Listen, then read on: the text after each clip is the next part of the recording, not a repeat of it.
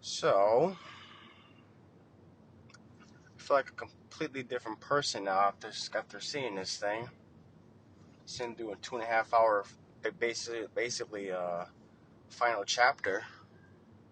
Isn't that right? Of a story that spanned 9 years, unlike the Avengers story of almost 11. Almost. That, man, I can't say enough good things about fucking James Gunn as a director. Like I feel like he doesn't do any. I feel like he can't do no wrong. He don't make a bad movie. And then the fact that like after watching this, and then he's gonna be doing Superman, and just taking over DC in general. I, as a freaking huge nerd and lover of like all comic stuff, man, that makes me feel good.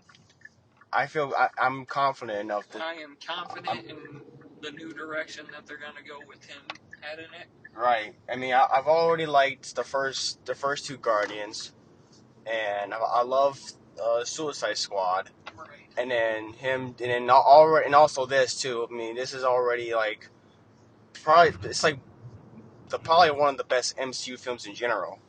Right. That fight scene In the hallway, in the hallway of the ship. yes, Oh my gosh. and then playing No Street Till Brooklyn. Through the whole scene. That was God tier. With the walk. They did the group shot. Yeah. And then the shot when he was opening the shutter doors. Right. And they were all walking at him. And then they just fucking... Just murdering motherfuckers right now. Dude, it wasn't like they were... It's not like they're... Oh, we're trying to incapacitate these things and just knock them out. They were fucking murdering.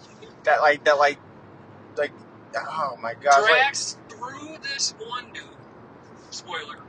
But it's not really a spoiler, it's just one little thing. It's been like 10 days since the movie. But,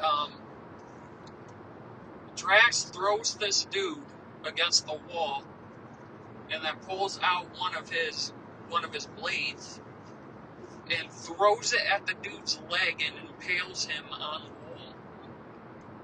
From his leg, and leaves the dude just dangling. Just dangling. Then Gamora fucked up that octopus thing. Oh my god. It was amazing. And then what's surprising is that I know this is like, we saw it like 10 days later, but it's on a Monday we're recording this. But like, we were the only two we were the only ones in the theater. It was like we rented it out, but we did. Right. But that's a bit, but I'm not gonna lie, I actually kind of like that. Because we were able to just react the way we wanted to react to it. And like be honest with it without having to worry about being too obnoxious. Right. Because there's times where we almost both shot up out of our seats. And then just have our shadows like covering the goddamn screen and shit. In excitement. I want to tell you this: if we would have saw this like the week it came out, I couldn't imagine the reaction that we got. Right. We could have got. Right. With the audience and shit. Oh. This movie was made for the fan reaction. Pretty much. Definitely. I've always liked, like, I love Guardians of the Galaxy. Out of my top 3 MCU films would have to be Black Panther, Guardians of the Galaxy, and No Way Home. Out of the top 3. And I think like 3. I like Volume 2. Like See, when the first one came out, it was my favorite MCU. Yeah. Then when the second one came out, I was like, hey, there's no way that they could top the first. he topped the first. And then with this one, Did you make a penis? yeah. And then, oh my God, Drax in this. Dave Bautista is so good as Drax. He's the best actor turn wrestler. He's the best wrestler turn actor. Ooh. Like, because I like The Rock, but like, I think Dave has had like more range of movies. yes, like have you seen Knock at the Cabin? I have not seen that. That one, like, I didn't like that movie, but like his performance was actually really good. Just I can believe it. Yeah, I can definitely believe it. He's actually shown like really good job. Right, he's but you gotta really think, good. You gotta think they're used to it already because the matches in pro wrestling are a performance. Basically, yeah. It's a scripted match with scripted outcome. I don't want to say it's fake because they seriously do get injured and hurt themselves. Yeah.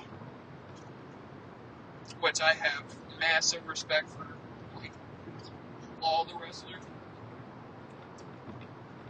But they're used to honing that craft already, and that's why so many of them make successful transitions into Hollywood.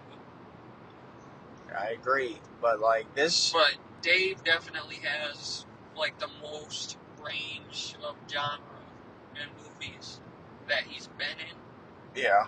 Like when you think of Dwayne, you think of action. Oh yeah. Big blockbuster guy. I like The Rock, but like he's not in enough like other stuff. Like he basically plays the same character. He plays The Rock in every movie. And John Cena is I think he's more funnier. He's definitely a more comedic actor. Yeah. Like, he's been in a lot of comedies. Even his serious stuff like 12 Rounds. I haven't seen that. I haven't seen 12. And The Marine. He's really good in those. I haven't seen those, but I've only seen him in like he was in Fast 9 and he was in Bumblebee and even like Peacemaker, like that's the one I liked him the most because he's funny. I mean, it's another James Gunn thing, but Peacemaker's a really good show, and that's another James Gunn thing, which I feel like he can do no wrong. James Gunn is incredible. And I have to agree, man. I don't think that he can do any wrong. No, but like here's like also the thing is that this movie's dark. I was just about to say that. It's like this is fucking dark. Like when you watch the first, like when you watch the first two, like you want to be like laugh your ass off and shit. Like yeah, this one has that, but this is more. It's fucking brutal. Like it's like all the stuff with Rocket. Rocket's like we find out Rocket's origins in this movie, and it is not pretty. Right. And as a lover of animal myself, and being the owner of 4 dogs, the shit to do with the animals in this movie was messing me up. The fact that like you kind of think to yourself like this is rated PG-13, you know. You keep thinking like this is almost like the way they have like some stuff is like. Oh, I love it. Peter drops the first F-bomb in the MCU. That one was really funny. See, he was like the whole thing with the car. Yeah, Nebula's trying to open a car door, but it's locked. So he's trying to explain to her how to open the door. So she's pressing on the keyhole instead of the button for the lock. So he goes, there's a button underneath the handle, press that in. And she does, and she goes, well, now what? Open the fucking door. That was great, man. That was man. Dude, they had me scared to death. I honestly thought that they were going to do it. For a second there, I thought they did. Right. And the fact, well, the way that almost before that shit happens was kind of stupid, but but Like, I get it. Like, I get if something's that sentimental. right. And you gotta think, he's had that the entire time. Like, that was the only thing that he had from Earth before the Raveners. Right. And you'd be like, man, fuck this thing. Your life is more important. Right, but then you stop and think about it, and you're like, well, that does hold a lot of weight for it, and it's important. But like, that's the only thing keeping him connected to that human side. yeah. But also, can we talk about the villain? Piece of shit. But he really is. But you know the actor is doing a great job when you cannot stand him at all. What would you rate And him? the high revolutionary in this is in just pure evil. Yeah, that motherfucker is crazy. Like that, his performance is like, I think tops most villains in the MCU. You know what? I'm gonna go crazy. I'm gonna say it, dude. Say it. Top 3. Top 3? Top 3. Okay, what would you rate him in the top 3? 3. Number 3? Behind Kang and Thanos? King and Thanos. Right now, well, you know me right now. Well, I'm riding on that King train right now. I think the top 3 would be High Evolutionary, Killmonger. Either Thanos. No, definitely Killmonger. No, Killmonger might be 3. See, that's an interesting thing. I keep forgetting about fucking Killmonger. Because Killmonger, I can have him be like number 1. I just like him. There's another person that can't do no wrong. Michael B. Jordan. Yeah. The dude's so good. Man, oh man. Ain't it so crazy that the two, both of their movies together were number 1 and number 2 at the box office at the same time. Wait, who is? Jonathan Majors and Michael B. Jordan's. Right. Jonathan Majors had 2 in the top 2 places in the box office. Creed 3. Creed 3 was great. And Ant-Man. Because I'll say this right now. So far, I like Quantumania, but this is obviously better. Yeah, I felt what held Quantumania back is the fact that instead of just going with the normal idea of what an Ant-Man movie is, they tried to make an Ant-Man movie into an Avengers level scope. Which I kind of get it. I get it introducing Kang. Yeah. But, and I'm not crapping on the movie. I like the movie. Mm-hmm. Definitely, it's a good movie. It's just, it was held back by the fact that the character of Ant-Man does not need an Avengers level scope for his movie. Which I kind of, yeah, but. And I think they did mess MODOK up a little bit. I like parts of him, but I just think the fact that it was just fucking Yellow Jacket crushed down like it. and then we had to see his ass. Mm-hmm. Let's be completely honest. If that was to happen, if you were crushed into a suit, it wouldn't shrink your body. You're dead, dude. Yeah. How he survived that? Like, when it happens. When he freaking collapses in the first Iron Man. Or Not Iron Man. first Ant-Man. Ant-Man at the end, right? Yeah. You can hear the bones crunching. I don't know how that really worked, though.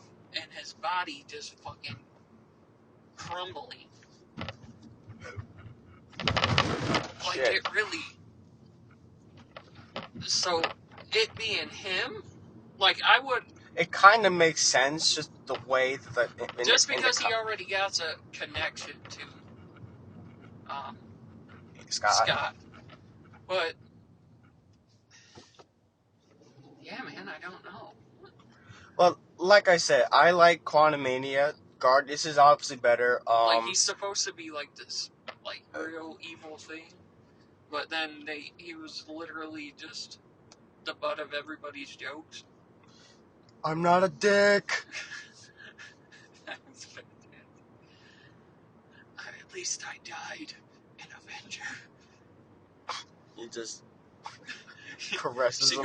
He goes, buddy, no. And then fucking Hope just smacks him on the shoulder and goes like, and then he's like, yeah, I guess you did. They had a lot of good scenes in that movie. Jonathan Majors killed it as Kane. You can always count on Paul Rudd to bring the slapstick and bring good life to Scott as a character. Yeah, but I don't think, like, a character that was... I love how they made him more grounded and made him serious a little bit in this one. Yeah. But I think for as dark a tone as they were trying to go with, they didn't stick to that often. Right. They kept switching up tone. Like, is it supposed to be super dark and, like, dreadful, or is it supposed to be this laugh out loud, uproarious comedy? Like, it was those two mediums, and they just kept, like, after a real high stakes moment, it would just go right back into a silly thing. Yeah, but that's still... But that's what you expect from an Ant-Man movie, though. Yeah. The one thing that was missing completely from Ant-Man 3. We were talking about Guardians, but... I know. After this little... Just this one last thing, and then we'll get back to it. But, Michael Pena not being in it. Yeah, he's always the best one. He's always the best part of those movies, man. Oh, no. But I got to keep the van. That shit was so hilarious. But, loved Will Poulter as Adam. I think he did a really good job. Sadly, he almost like Joker in Suicide Squad. He only had, 10 minutes of screen time? I think so, but there's a lot of shit that was going on in that movie. Just there was so much shit that was in trying to introduce him into it in the last installment of the series was going to be hard to pull off regardless. Yeah. Because there's so much that's going to go into that has to go into telling who it is, why he does what he does. But they did a good job with him, and they showed off his power set, and it showed how powerful he actually was. He was fucking them up. He almost killed Drax with his bare hand. Yeah, that motherfucker's relentless. Like, he fucking hit Nebula one fucking time in the stomach and fucking just caved her shit in. And you see her jaw was like, yeah. Yeah, and he knocked her jaw loose. It was like, what the fuck? Imagine he fighting Thanos. If he was in Infinity War. Imagine him fighting Thanos. Dude, he might have. Or, He might have fucked Thanos up. There's 3 people that legitimately, or actually 4, because I'll count him because he was giving it to Thanos. But there's 4 people that have literally made Thanos look weak for like a short time. Captain America, when he got Mjolnir. yeah. Captain Marvel, when he hit her with that headbutt and she just smiled at him. Yeah. Like, that was badass. I'm not gonna lie, that was badass. But then he just, Scarlet Witch, she was going to kill him. Right. Like, she was legitimately going to kill him. The biggest baddie in the fucking MCU. And she was about to single-handedly just obliterate him. Unless he called down that rain of fire from his ships.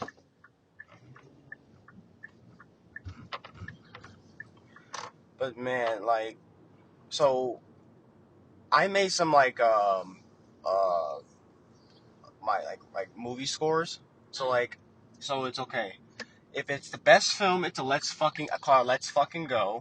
Mm. If it's good, it's some good ass shit. I like the scale so far. If it's all right, if it's okay, it says just rent the damn thing. Mm. And if it's bad, it's some old bullshit. And then if it's terrible, it's wipe my ass quality. Nice. So, Well, what would you give? I think we're both gonna agree on this. This one was a let's fucking go. Let's fucking go. Let's fucking I'll give go. it a let's fucking go. Locking it in. Yep, let's fucking go. Yeah, Guardians 3 is a let's fucking go. Yeah, it's really good. James Gunn cannot do no wrong. You didn't think he could do it with the second one. He did it with the second. Didn't think he can do it with this one. He far surpassed the second with this one. Based on villain, because I'm sorry, Ego was kind of just Ego was a little bit of a joke. He was alright. Because it was Kurt Russell. Yeah. If it wasn't Kurt Russell, he would have just been like, yeah. I'm a planet. That dude was alright. Yeah. But no, Kurt Russell hammered it up as Ego. That's what made Ego A little better. Yeah. But if it was anybody else, I would have been like, yeah. But honestly, they did a good fake out with introducing Adam, like just busting into nowhere and then just start fucking shit up. Right. I was like I thought, holy like, shit, that's the movie's villain. But you forget that. But then you forget about High Revolutionary. Yeah. And then that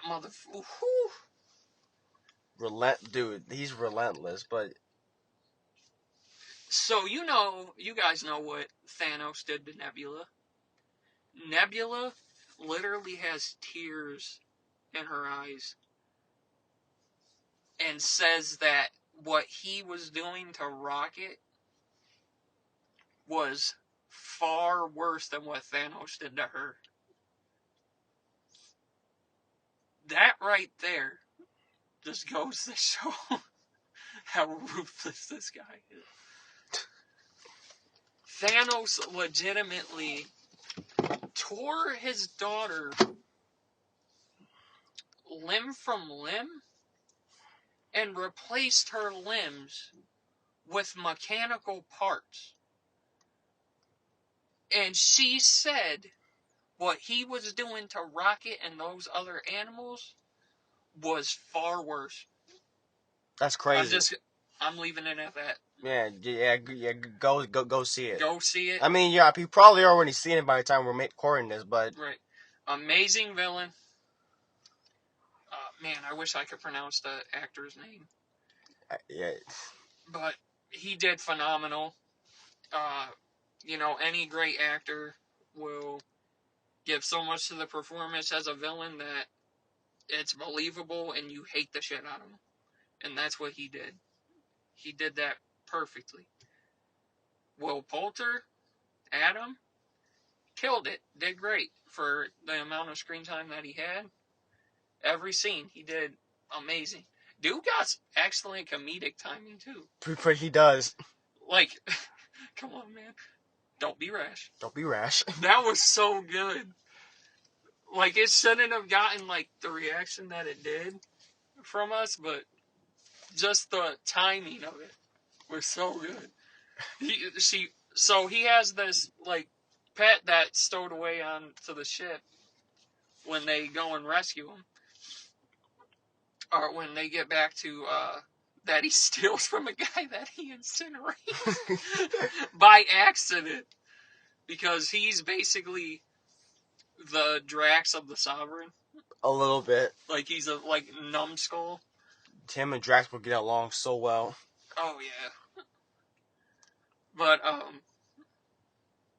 yeah, there was a good fake out at the end. It was just good, man. And they have a new team, which look like they're going to be cool as well. Yeah, but it won't be. But I feel won't like be the same though. I feel like, and then there was the stinger after the stinger that said the legendary Star-Lord will return. That is arousing curiosity. I will say that. Yeah, like give us some time. How are they going to bring him back? Just give it some. That? Yeah, just give it some time. Like, is something going to happen and they need him? So they probably. So they come and find him, or maybe that's Guardians 4. If they make a Guardians 4. I would say this. There probably won't be a Guardians 4. But it will be a movie centered around Rocket's team. Yeah, but it probably won't be a Guardians 4. Probably new Guardians. Probably after Avengers. Yeah.